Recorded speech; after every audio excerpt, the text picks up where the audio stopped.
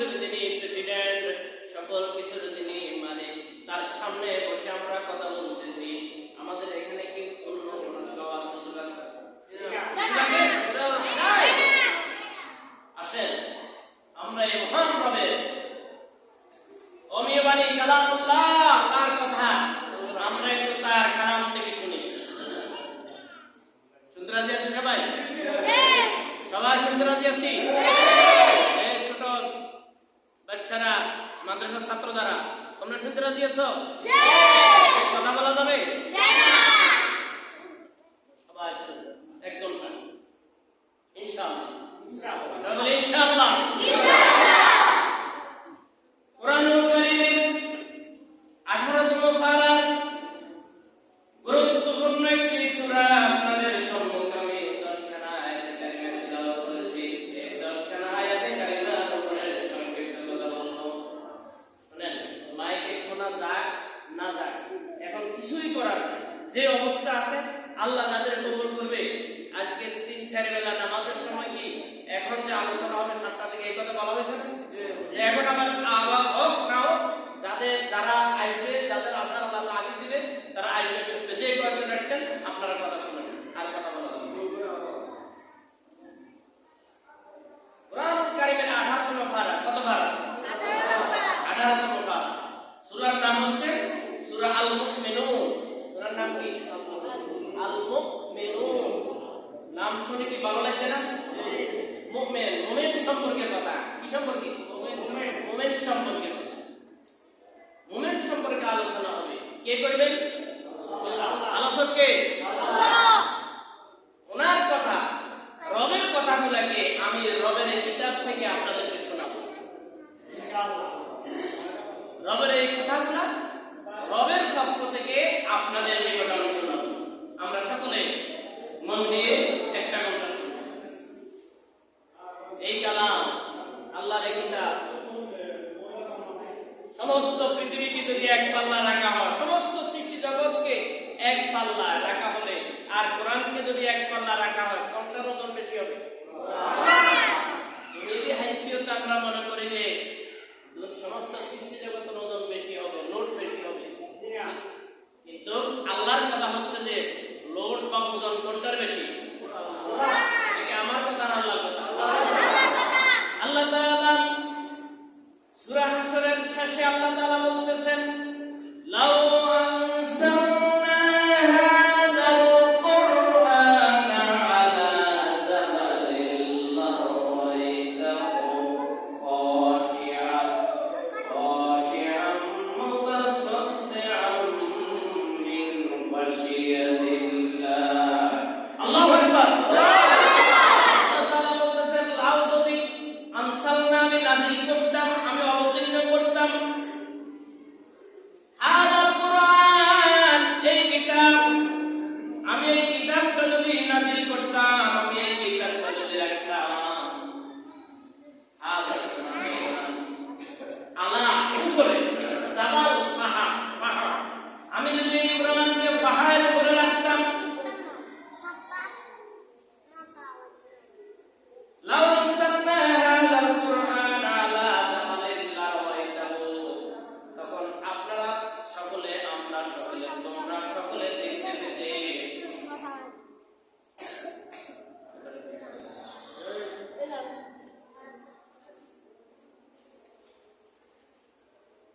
যদি আমি এই কোরআনকে পাহাড়ের উপরে রাখতাম, তখন তোমরা দেখতে পেতে। তোমরা বলতে কারা? আমরা মানব জাতি। আল্লাহর যত ফেরেশতা আছে, আল্লাহর যত মাখলুক আছে, সমস্ত মাখলুক তোমরা দেখতে পেতে।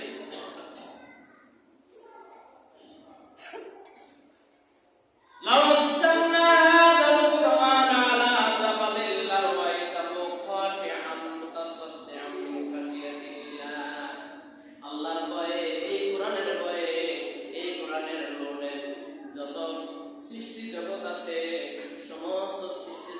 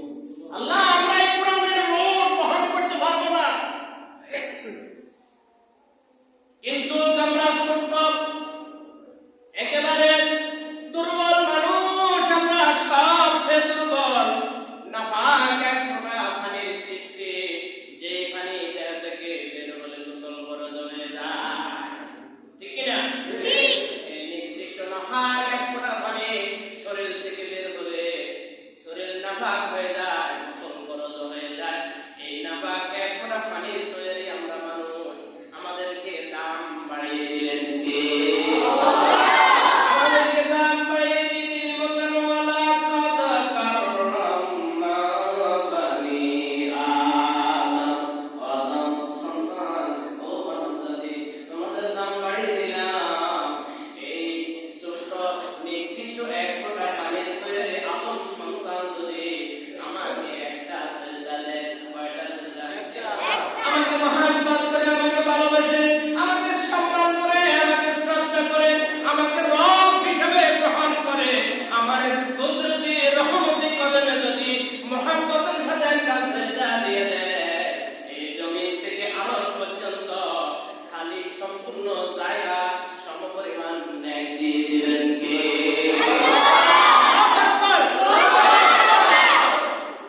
ওই মহান রব বলেন, এই বিশাল সৃষ্টি সূর্য, এত বড় সূর্য, কোটি কোটি বছর পূর্ব আকাশ দিয়ে উঠে পশ্চিম আকাশে অস্তমিত হয়। এই সূর্য একদিনও আল্লাহকে, আমি আল্লাহকে ডাক দিয়ে বললো না ও রব্বুল আলামিন, কোটি কোটি বছর পূর্ব আকাশে উঠলাম, আমার বিরুদ্ধে এসে গেছে, আর পূর্ব আকাশে উঠবো না, আমার অনুমতি দেন, এখন আমি দোস্তন দিয়ে উঠবো। একবার বলছি কিনা? একবার বলছে কিনা? এত বড় সূর্য আনুগত্য করে কার? হুকুম মানে কার? আইন মানে কার? কিন্তু আমরা নির্দিষ্ট এক ফোঁটা পানির কি অহংকার, আমাদের কি গৌরব, আল্লাহর জমিনের ভিতরে কত অহংকার করে আমরা চলে, ঠিক কিনা? আল্লাহর আইন মানে, আল্লাহর হুকুম মানে না। সৃষ্টি থেকে শুরু করে কিয়ামত পর্যন্ত সূর্য আল্লাহর আইন মানে, মানবে, ঠিক না বেঠিক? সাত আল্লাহর আইন মানে, ঠিক না বেঠিক? আসমান আল্লাহর আইন মানে, ঠিক না বেঠিক? সাগর মহাসাগর আল্লাহর আইন মানে, ঠিক না বেঠিক? বাতাস আল্লাহর আইন মানে, ঠিক না বেঠিক? ও ভাই, আপনি কি আপনাকে নিয়ে একটু গবেষণা করেছেন কিনা? একটু চিন্তা করেছেন কিনা? আপনি যে প্রতি মুহূর্তে নিঃশ্বাসটা নেন, আল্লাহর দেওয়া এই নিয়ামত অক্সিজেন গ্রহণ করেন না, কি ঠিক কিনা? আর মুখ দিয়ে আসে কার্বন ডাই অক্সাইড ছেড়ে দেন, নাক দিয়ে যে নিঃশ্বাসটা নেন এটা হচ্ছে পবিত্র, আর মুখ দিয়ে যেটা ছেড়ে দেন এটা হচ্ছে অপবিত্র, ঠিক না বেঠিক? এই অপবিত্র নিঃশ্বাসটা মুখ দিয়ে ছেড়ে দেন, এটা যদি বাতাসের সাথে মিশে যেত, বাতাস দূষিত হয়ে যেত, মানুষ মারা যেত, পশু পাখি মারা যেত, সব কিছু ধ্বংস হয়ে যেত। আল্লাহ তাআলা এমন রহম, এমন করুণাময়, এমন মেহেরবান, তিনি বাতাসের সাথে আমাদের মুখ নিঃসৃত এই অক্সিজেন, এই কার্বন ডাই অক্সাইড, বিষাক্ত এই হাওয়া, এই হাওয়াটা আল্লাহ তাআলা বাতাসের সাথে মিশতে দেন না। আমাদের মুখ থেকে দেখুন এই কার্বন ডাই অক্সাইড দূষিত পদার্থটা বের হয়ে যায়, সাথে সাথে আল্লাহ তাআলা গাছের জন্য এটা খাদ্য হিসেবে গ্রহণ করে নেয়। আর গাছ সেই যে অক্সিজেন মুক্ত বাতাস, মুক্ত অক্সিজেনটা গাছ ছেড়ে দেয়, ওই অক্সিজেনটা আমাদের সকলের শরীর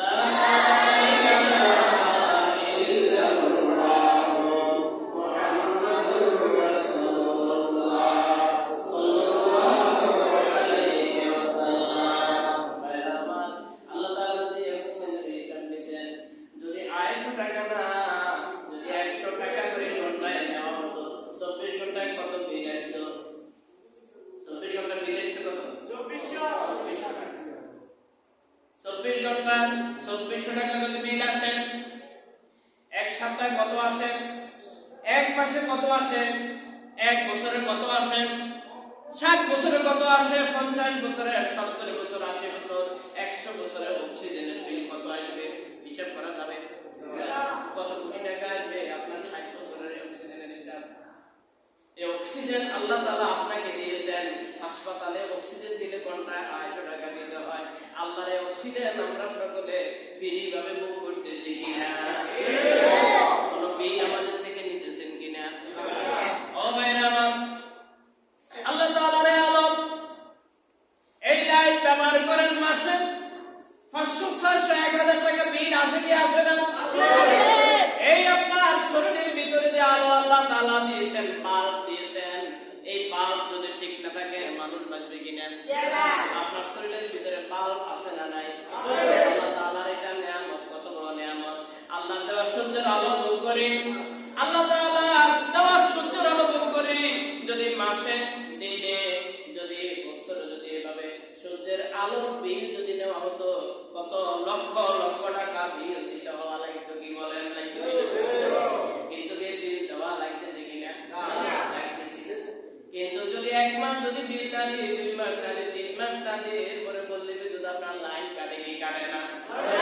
ভাইরা, আমরা এইভাবে গবেষণা করছিলাম, রবের দেওয়া এই সুন্দর পৃথিবীতে বসবাস করি, রবের দেওয়া বিদ্যুৎ ব্যবহার করি।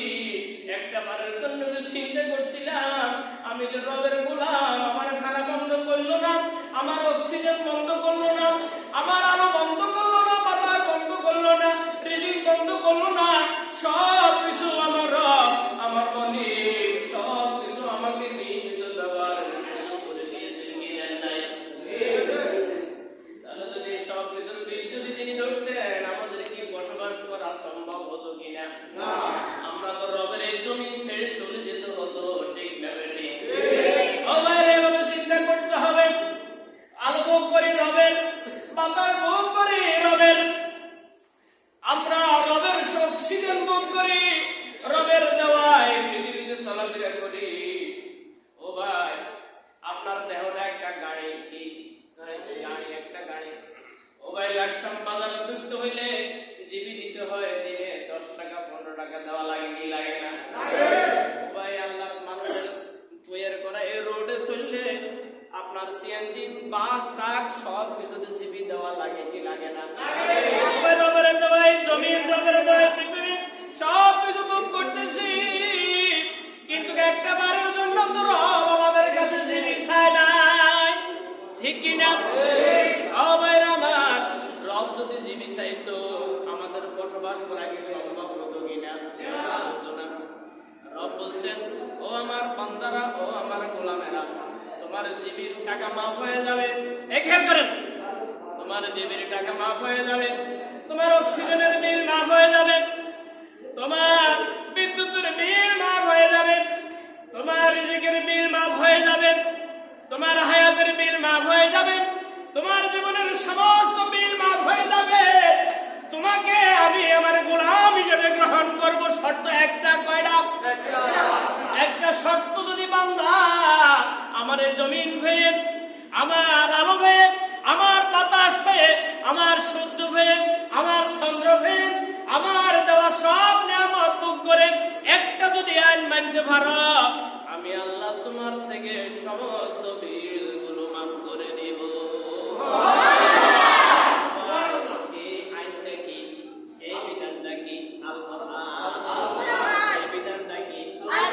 আল্লাহ তাআলা বলতেছেন, বান্দা, তুমি যদি আমার এই বিধানটা মানি যদি চলতে পারো, তোমার এই কদমটা যদি আমার বিধানের আলোকে রাখতে পারো, তোমার পরিবারটা যদি আমার কোরআনের আলোকে চালাইতে পারো, তোমার ব্যবসাটা যদি আমার কোরআন দিয়ে চালাইতে পারো, তোমার এই ভাব থেকে মাথা পর্যন্ত এই পুরো বডিটা যদি কোরআন দিয়ে চালাইতে পারো, তোমার বিয়ে বিনন্দ বিচার সকল কার্যক্রম যদি আমার এই কোরআন দিয়ে চালাইতে পারো, তুমি যদি এই কোরআনের একজন ধারক হতে পারো, কোরআনের একজন বাহক হতে পারো, কোরআনের একজন অনুসারী হতে পারো, তাহলে আমি আল্লাহ, আমি তোমার সাথে ওয়াদা করলাম, তোমার জীবনের সব বিল মাফ করে দিব। বান্দা, শুধু এতটুকু করবো না, আমি তোমার বিল মাফ করবো তো করবো, তোমার জন্য এই দুনিয়ায় যদি একটু কষ্ট হয়, আমি আমার এই বিধানগুলো মেনে চলতে যদি একটু কষ্ট হয়, তুমি যখন নিঃশ্বাসটা ত্যাগ হয়ে যদি পরকালে যখন আসবে, আমি আল্লাহ তোমার জন্য আমার সুন্দর জান্নাত তৈরি করে রেখে দিয়েছি। ও বান্দা, তুমি যদি সুন্দর করে আমার আইন মেনে ভাই, রাস্তা যখন সিএনজি চলে, বাস চলে, ট্রাক চলে, বলেন ট্রাফিক আইন মেনে চলে কি চলে না? ও ভাই, ট্রাক রাস্তা চলে, বাস চলে, ও ভাই ট্রাফিক আইন মেনে যদি না চলে অ্যাক্সিডেন্ট করার সম্ভাবনা আছে না নাই? ও ভাই ট্রাক যদি ট্রাফিক আইন মেনে চলে, ও ভাই বাস যদি ট্রাফিক আইন মেনে চলে, ও ভাই আপনার পা থেকে মাথা পর্যন্ত এই দেহটা একটা ট্রাক, ঠিক না ঠিক? ও ভাই দুনিয়ার মানুষের রাস্তা চললে ট্রাকের ট্রাফিক আইন মানতে হয়, বাসের ট্রাফিক আইন মানতে হয়, সিএনজি ট্রাফিক আইন মানতে হয়। তার যে সাইড ওই সাইড দিয়ে চলা লাগে, যদি উল্টা সাইডে চলে অ্যাক্সিডেন্ট করার সম্ভাবনা আছে না নাই? জীবন হারাইবার সম্ভাবনা আছে না নাই? এটা আমরা বুঝতে পারলাম।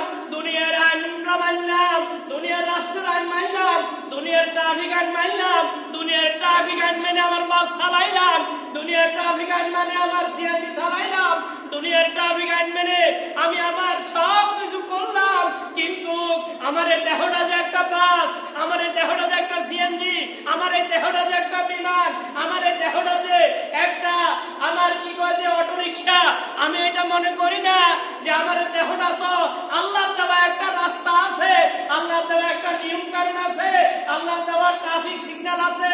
ওই জায়গা জায়গায় যাইয়া যদি এই দেহটাকে যদি ট্রাফিক সিগন্যাল মানে যদি না চালাইতে পারি, সিএনজি ভাবে অ্যাক্সিডেন্ট হয়ে যাওয়ার সম্ভাবনা আছে, বাস অ্যাক্সিডেন্ট হওয়ার সম্ভাবনা আছে, ট্রাক অ্যাক্সিডেন্ট হওয়ার সম্ভাবনা আছে, বিমানও যদি লাইন মতো না চলে বিমান অ্যাক্সিডেন্ট হওয়ার সম্ভাবনা আছে না নাই? বা রেল লাইনের ট্রেন যদি রেলের আইন না মেনে চলে অ্যাক্সিডেন্ট হওয়ার সম্ভাবনা আছে না নাই? ও ভাই এভাবে কেন চিন্তা করি না? এই দেহটা তো একটা ট্রাক, এটা একটা ট্রেন, এটা একটা বিমান, এটার ভিতরে কতটুকু ফাঁস আছে, এই ফাঁস গুলো আল্লাহ তাআলা চালাইতেছেন। আল্লাহ তাআলা এখানে তেল ছাড়া মোবিল ছাড়া আমার এই দেহের সমস্ত ফাঁসগুলা সচল রাখছেন। এই সচল রাখার কারণে আমার দেহ নামক এই ফাঁসটা রাস্তায় চলে কি চলে না? আমি হাঁটতে পারি কি পারি না? আমি চলতে পারি কি পারি না? আমি খাইতে পারি কি পারি না? আমি কথা বলতে পারি কি পারি না? ও ভাই আল্লাহ তাআলা বলছেন এই দুনিয়াটা হচ্ছে তোমাদের জন্য, যারা ঈমানদার, যারা মুমিন, তাদের জন্য একটা রাস্তা। একটা কি রাস্তা? এই কথা কোরআনে আছে না নাই? ইহদিনাস সিরাতাল মুস্তাকিম। ও বান্দা, দেহ নামক এই মাছটাকে, ট্রাকটাকে সিরাতে মুস্তাকিমের উপরে রাখা লাগবে কি লাগবে না?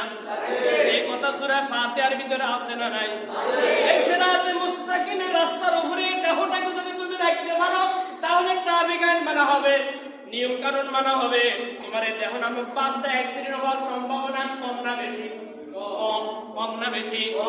কারণ আমরা ট্রাফিক আইন মেনে চলতেছি। ট্রাফিক আইনটা কার? ও ভাই দুনিয়ার ট্রাফিক আইন মেনে আমার গাড়িকে সেভ করলাম, দুনিয়ার ট্রাফিক আইন মেনে আমার রেলকে সেভ করলাম, বিমান সেভ করলাম, সবকিছু সেভ করলাম, কিন্তু ভাই এই বিবেকে কেন, এই বুদ্ধিটা কেন আমার বিবেকে আসলো না?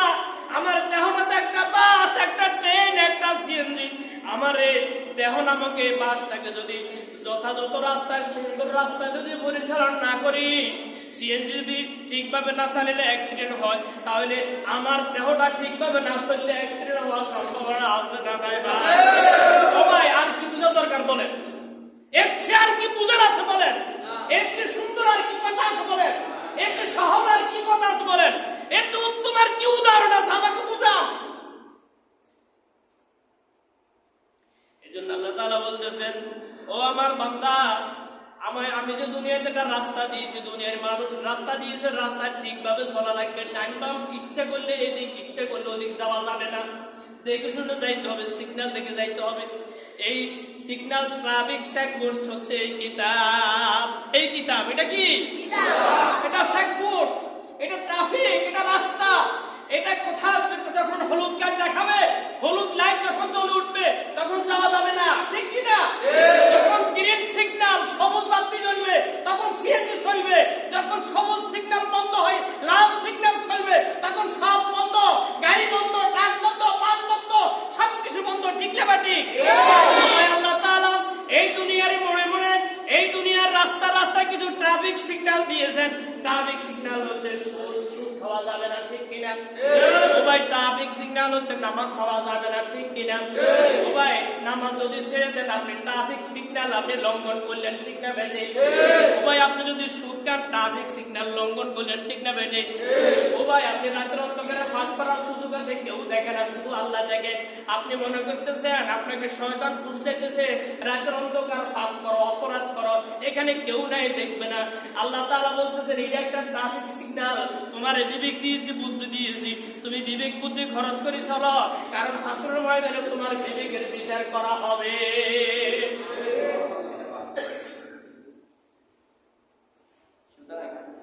আল্লাহ তাআলা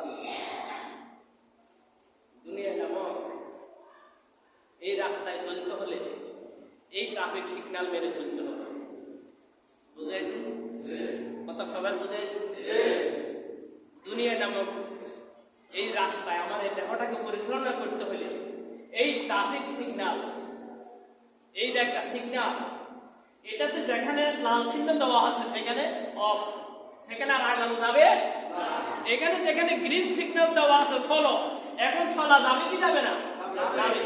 তাহলে ভাই ট্রাফিক সিগন্যাল হচ্ছে সুদ খাওয়া যাবে না, ঘুষ খাওয়া যাবে না, ব্যাপারটা থাকা যাবে না, অন্যায় করা যাবে না, জুলুম করা যাবে না, কারো উপরে অত্যাচার করা যাবে না, কারো হক নষ্ট করা যাবে না, অসহায় যারা দরিদ্র যারা তাদের উপরে জুলুম করা যাবে না, অসহায়দের প্রতি সহায়দের হক আছে, অসহায়দের প্রতি অসহায়দের হক আছে না নাই? আছে। ও ভাই এই সমস্ত বিষয়গুলো এই ট্রাফিক সিগন্যাল গুলা দেখে দেখে দেখে দেখে আপনি চলা লাগবে।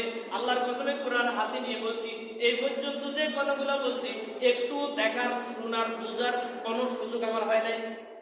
সারাদিন গাড়িতে মাগরিবের পরে মাগরিব পড়ি, ইফতার করি, মাগরিব পড়ি, এরপরে গোসল করছি, গোসল করি, খাওয়া খাইনি, এখানে আসে একটা রুটি খেয়েছি, এরপরে একটু চা খেয়েছি, আপনাদের এখানে কথা বলতেছি, খাওয়ার সুযোগ এখনো হয়নি, কিতাব দেখারও সুযোগ হয়নি।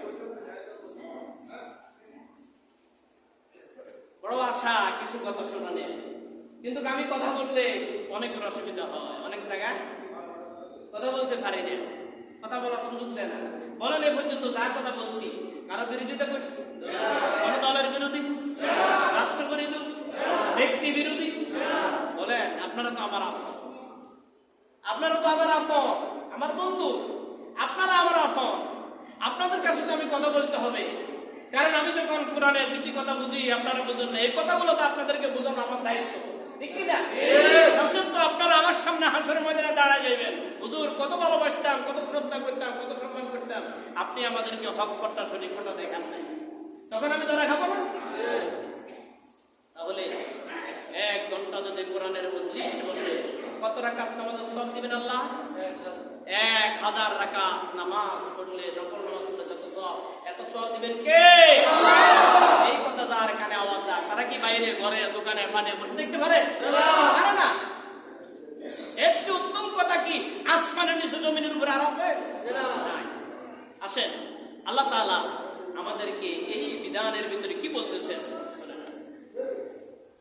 আল্লাহ তাআলা বলতেছেন কদ আফলাহাল মুমিনুন, মুমিনেরা সফলতা লাভ করবে কে?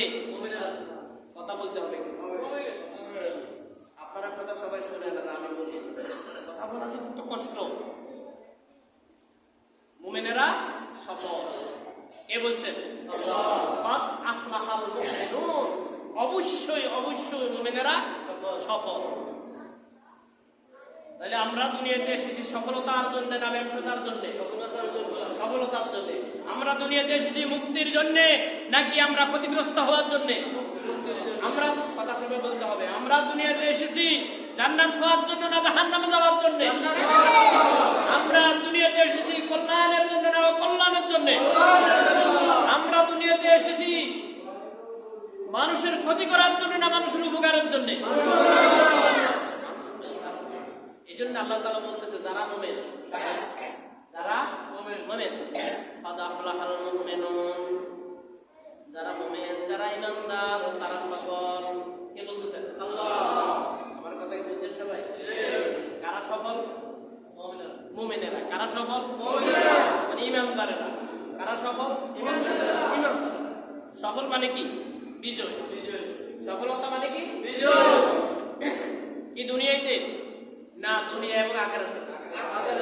আল্লাহ তাআলা বলতেছেন কোরআনুল কারীমের ভিতরে, প্রত্যেক ওয়াক্ত নামাজের মধ্যে আল্লাহর দরবারে হাত উঠাই আমরা বলি রব্বানা, সবাই বলুন রব্বানা আতিনা ফিদ দুনিয়া হাসানাতাও ওয়া ফিল আখিরাতি হাসানাতাও ওয়া কিনা আযাবান্নার। অর্থ কি আমরা বুঝি? এখানে কি বলছি আমরা বুঝি? কি বলতেছি শুনেন, আমরা আল্লাহর কাছে বলতেছি, আল্লাহ তাআলা শিখাই দিতেছেন, ও আমার বান্দারা আমার কাছে এভাবে প্রার্থনা করো, আমার কাছে দোয়া করো। তোমরা বলো রব্বানা, হে আমাদের রব, রব্বানা হে আমাদের প্রতিপালক, আতিনা আমাদেরকে দান করো, আমাদেরকে দাও, ফিদ দুনিয়া দুনিয়ার মধ্যে হাসানাতান কল্যাণ, হাসানাতান, রব্বানা আতিনা ফিদ দুনিয়া হাসানা। ও আমার বান্দারা তোমরা আমার কাছে হাত উঠাইয়া বলো, হে আমাদের প্রতিপালক আমাদেরকে দুনিয়ার জীবনে কল্যাণ দাও, আমাদেরকে দুনিয়ার জীবনে সফলতা দাও। কত মায়া আল্লাহ, আল্লাহর কত মায়া দেখছেন আমাদের জন্য, আমাদেরকে শিখাই দিতেছেন আমার কাছে বলো, হে আমাদের রব, হে আমাদের প্রতিপালক আমাদেরকে কি করো, সফলতা দাও, আমাদের মুক্তি দাও, আমাদের কল্যাণ দাও। ওয়াফিল আখিরাতি হাসানা, আমাদেরকে আখিরাতের কল্যাণ দাও, দুনিয়ার কল্যাণ দাও। আল্লাহর কাছে প্রার্থনা প্রতিনিয়ত করার জন্য আল্লাহ তাআলা বলতেছেন, দুনিয়ায় তো কল্যাণ আখিরাত কল্যাণ যদি পেতে চাই তাহলে কোরআনের বাইরে চললে কল্যাণ কি পাওয়া যাবে? পাওয়া যাবে না। এরপর আল্লাহ তাআলা বলতেছেন ওয়া কিনা আযাবান্নার, তোমরা আমার কাছে দোয়া করো, প্রার্থনা করো, রব্বুল আলামিন তুমি দয়া করে মেহেরবানি করে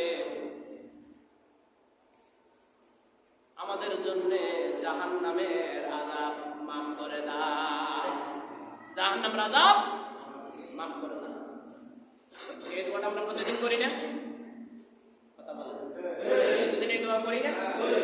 বলেন রব্বানা আতিনা ফিদ দুনিয়া হাসানাতান ওয়া ফিল আখিরাতি হাসানা ওয়া কিনা আযাবান্নার। আল্লাহ তাআলা বলতেছেন দুনিয়ার সফলতা আখিরাতের সফলতার জন্য 7টি শর্ত। কয়টি শর্ত? কথা বলতে হবে, কয়টি শর্ত? কেউ যদি এই 7টি শর্ত পূরণ করে দুনিয়ায় তো সফল, আখিরাতেও সফল। আল্লাহ তাআলা বলতেছেন 1 নম্বর শর্ত আল্লাযীনা হুম ফি সালাতিহিম খাশিউন। 1 নম্বর হচ্ছে নামাজ যখন পড়ব কাকে ভয় করে পড়ব? আল্লাহকে। কাকে ভয় করে পড়ব? আল্লাহকে। কথা বলে না, কাকে ভয় করে পড়ব? আল্লাহকে। নামাজ যখন পড়ব কাকে ভয় করব? আল্লাহকে। কেমন ভয় করতে হবে শুনেন, নামাজটা কেমন হইতে হবে আমি একটা উদাহরণ দিই।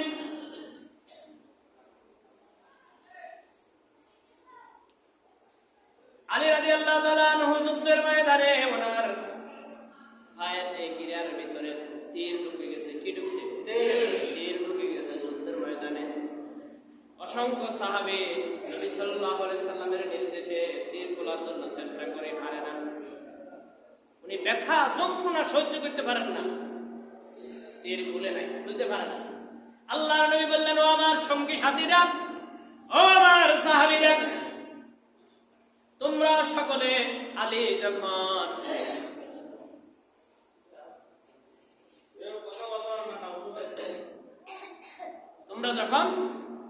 আলীকে নামাজে দেখবে তখন তোমরা তার পাও থেকে তীরটা তুলে ফেলবে। শেরে খুদা আলী আসাদুল্লাহিল গালিব, আল্লাহর বিজয়ী বাঘ, যুদ্ধের ময়দানে ভাইয়ের ভিতরে তীর ঢুকে গেছে। তীর কিরকম জানেন? এই যে মাছ ধরার পরে দেখছেন যে বরের আলকে উল্টা না বাপটা উল্টা, তীরের মাথার মতো উল্টা আল থাকে, এভাবে সোজা, কিন্তু ভিতরে ঢুকে গেলে টানি বাইরে করতে গেলে সোলাই বাইরে ছিঁড়ে বাইরে হবে। এই তীর পায়ের এই গিরার ভিতরে ঢুকে গেছে। সকল সাহাবী চেষ্টা করে পারে নাই। আল্লাহ নবী বললেন, আমার আলী যখন নামাজে দাঁড়ায় তখন তীরটা তোমরা গুলি করো। আলী রাদিয়াল্লাহু তাআলা নামাজে দাঁড়িয়ে গেলেন, নামাজ শুরু হয়ে গেল। আলী রাদিয়াল্লাহু তাআলা নামাজ পড়তেছেন। সাহাবায়ে কেরাম নামাজের ভিতরে আলী রাদিয়াল্লাহু তাআলার কদম মোবারক থেকে তীরটা খুলে ফেলল। আলী রাদিয়াল্লাহু তাআলা বলতেও পারেন না। সুবহানাল্লাহ। নামাজ শেষে আলী রাদিয়াল্লাহু তাআলা হালকা হালকা মনে হইতেছে তীর যখন এখানে থাকে এত ওজনের একটা তীর সাথে নিয়ে নামাজে দাঁড়াইলেন, এখন তীর নাই, হালকা হবে না? নামাজ শেষে একটু হালকা মনে হলো, জিজ্ঞাসা করলো ব্যাপারে কি, আমার তীরটা কই? সঙ্গী সাথীরা বলল, হুজুর আপনি যখন নামাজে দাঁড়াইছেন আপনার তীরটা আমরা খুলে ফেলেছি।